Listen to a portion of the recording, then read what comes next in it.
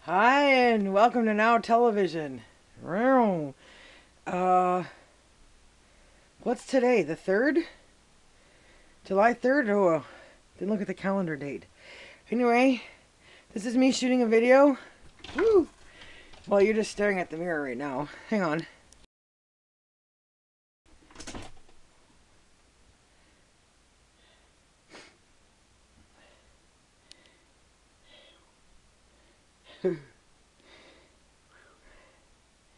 like, um, like 12 days before my surgery. This is what I look like before the panniculectomy.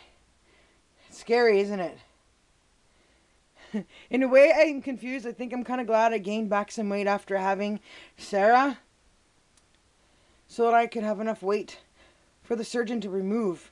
I've known girls in the past to pay $5,000 to get rid of a little bit of skin fold. You know, like a little bit of a hanger or whatever. I mean, or 8,000 for an abdominoplasty when there's nothing to relocate. There's nowhere to move a new belly button to because there's no flab there to get rid of in the first place. I mean, come on, girls, seriously. Only those of us that actually have something to get rid of should be paying that kind of money for results. Okay, I'm going to turn the camera. Hi! I'm going to turn the camera on me. Can never get that piece of hair down. It looks silly in all of it. Okay, so this is from the other side. Hi. Yeah, so last summer this time, I was a nice, strong, fit 210, 220. After having had the baby, I was wearing like a size 36 blue jeans loose, like my fat jeans. And then, I guess because I stopped working out at the gym, I stopped taking the medications I was on that was helping me when I was going to the gym to keep my metabolism burning and stuff, and food issues. We won't get into that. After the baby was born and the breast milk and stuff, I just put on the poundage and I just kept coming and coming. Now I blew back up to this. Now the doctor that weighed me, I think he got his conversion on the scale wrong, said I weighed in. Are you looking? Can you guys see that? I hope this is recording my voice too. Okay, anyways, the doctor that...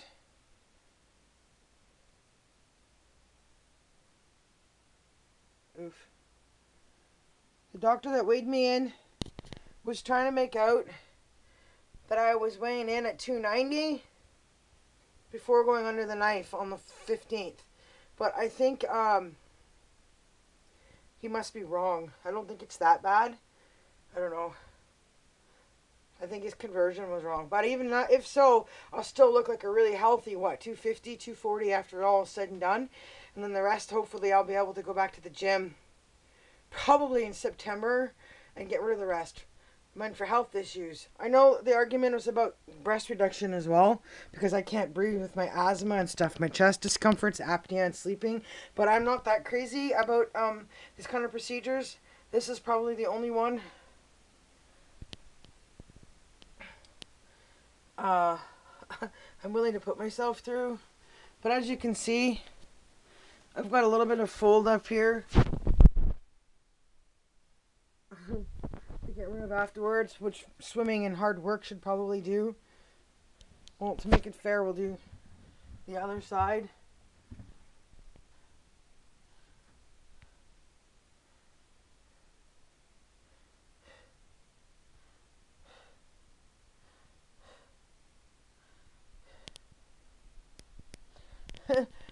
This is to show people what having babies really does do to the female body.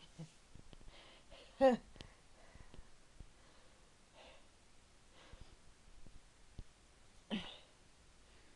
you see the folds on the side too.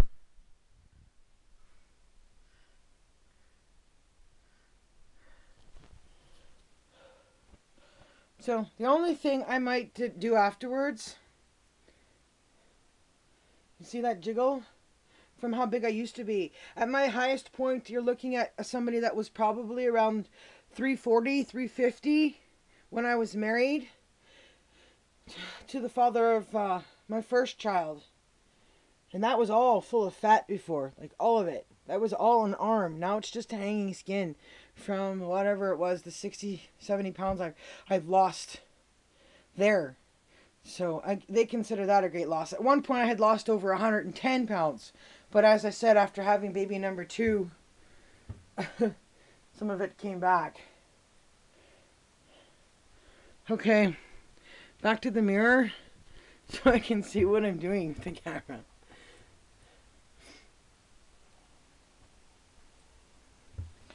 I'm used to being pretty athletic and in fairly good shape. I mean, it comes with the job I do. I don't like looking like a bouncer when I'm actually a bodyguard, security guard, and kinds of other VIP protecting positions in the security industry. I have to be fit, not fat. So it should be interesting to see. They're not moving my belly button and they're not tightening my stomach muscles.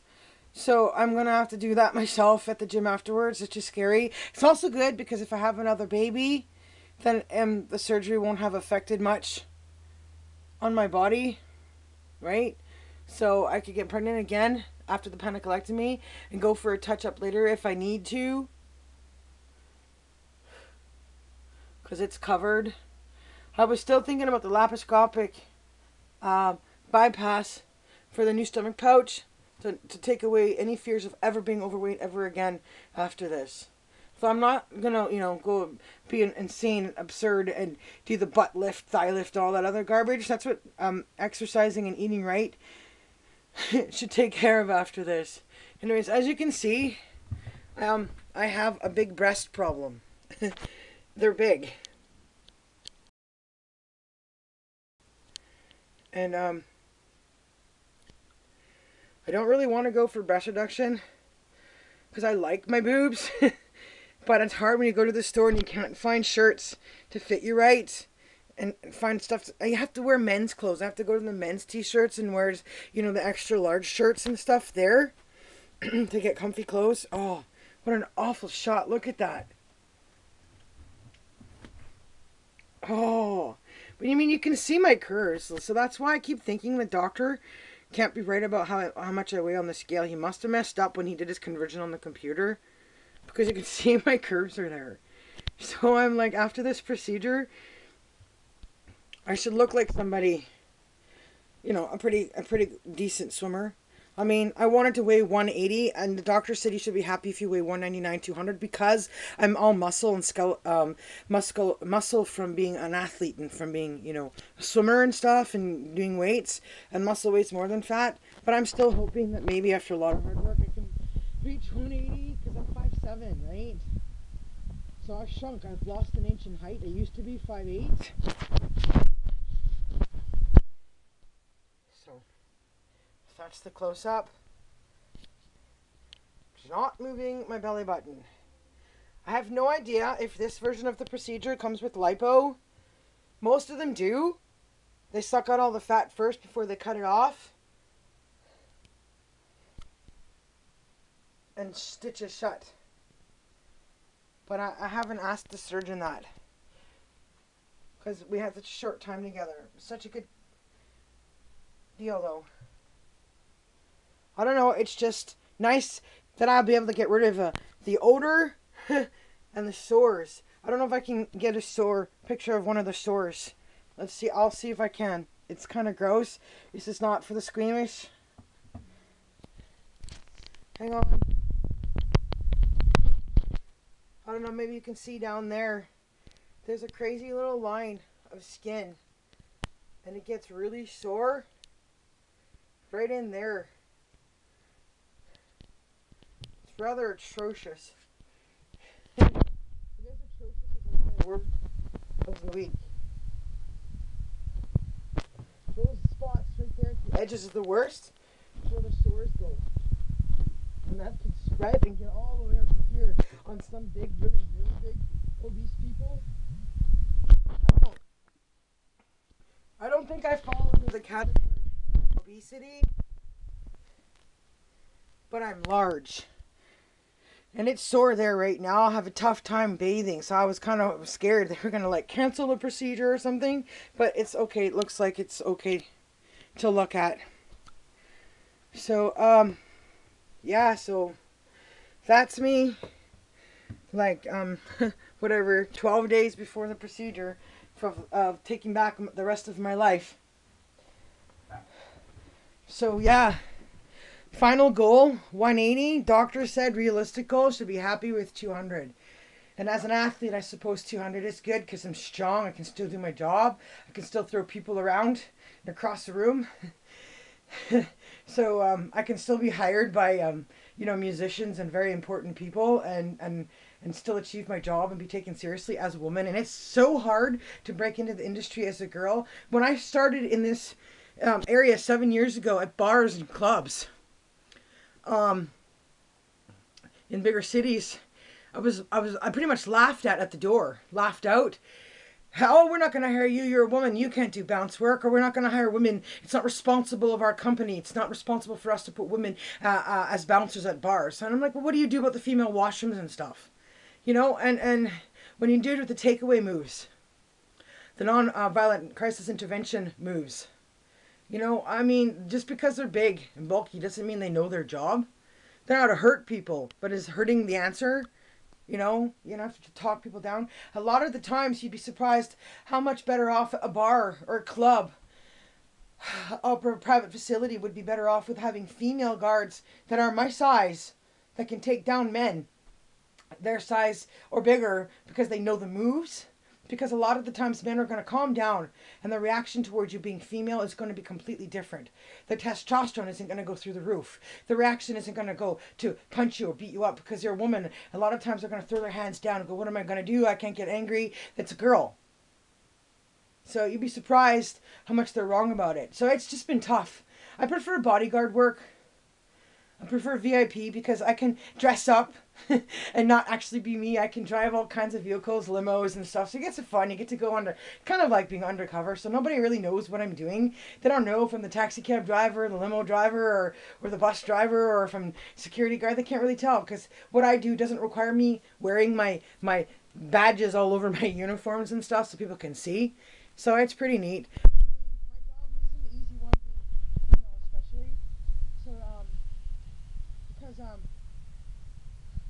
I'm needed. Being female, especially, I'm needed in the work I do. Nobody can do my job. But I mean, that's the way it should be for most of us, right? That's how we should feel emotionally, is that nobody can do our job. We want to feel needed. We need to feel needed in this world, right? But yeah, so that's my deal. From here, it's just heading back, back into the States. This time I won't be driving trucks. Dealing with casinos, crime scenes, I don't know, actors, actresses, as I work towards my own career in the film industry. So my characters in life probably won't be too far-fetched from my real jobs that pay the bills while I try to land those roles in films. So it should be pretty neat. But at any rate, I think that's it. I'm going to just take some regular pictures so people can study those. Maybe I'll get my daughter to take them. So wish me luck. I think I'm doing this because I have a fear that there's a possibility that lying there on the table for 3 to 5 hours, there's a slight possibility I may not pull through. And I just want to say hi to everybody that yes, it's worth it. It's worth the effort of taking the risk of wondering whether or not you're going to come through a procedure as big as this, because we want our lives back. We don't like being out of shape. We don't like being unhealthy. I don't like being wheezing and having suck on a puffer or wake up short of breath. I'm not being able to jog or play with my kids. Getting in and out of the bathtub. Even at my size, this is small, right? For morbid obesity, mine's considered small or medium, right? It's hard getting in and out of the bathtub. It's absurd. It's crazy. Yeah. So yeah, this is just me trying to take my life back. I want to be in the best shape of my life that I've ever been in for the rest of my life. I want my 40s to be 40 and fit. because I don't know how long I'm going to be here. I mean, I don't want to be 100 years old and have memory loss and amputated body parts and bedridden because I don't have the physical ability to move around. I want to still be working in the industry, maybe in my 80s, because I'm getting such a late start in my life now. Because I lost so many years to being married and doing the whole housewife deal and all that stuff for 10 years with somebody that never ever deserved it. So yeah, anyways, it's gonna take a bit to load. At least I have like all the newest processing equipment on my computer and YouTube uploads pretty fast. I don't know. I don't think the surgeon's gonna want camera in her operating room. I don't know how many of these procedures my surgeon in particular has done. She is a plastic surgeon and she's good, but I don't know how many panniculectomies she's had. She does life-saving stuff, usually having to do with cancer patients and things, right? So I was really, really lucky that she said yes to taking me on as a patient. That was awesome because that covered it medically. If I hadn't done it that way, I would have had to save for the procedure myself. However, if I had saved to pay for the procedure myself, I would have gone with the full abdominoplasty. I would have gone with the full tummy tuck. However, after I review it all, I think I kind of like my belly button not being moved. I like it just where it is, natural. Hi, belly button, right? So, but at the same time, I would have had like a full recontouring, and the results would have been awesome. Never would have had to go under knife again, right? But I did this without going for the bariatric procedure first, so I don't know. I worry that I'm still going to be pretty heavy and still want to have the laparoscopic procedure done. But we'll see, right? They say you have to wait a year between both procedures. So we'll see what the results of the panniculectomy 1 year after the procedure looks like without a bariatric procedure, without a gastric bypass, without the laparoscopic bypass. We'll see what the results are. We'll see if there's any better of a difference, or if it's relatively the same results as if I had both procedures. So we'll know that it was worth not having both. We won't know. Anyway, I'm going to just go and take some more pictures, but that's it. This is me signing out. Peace out, Superwoman.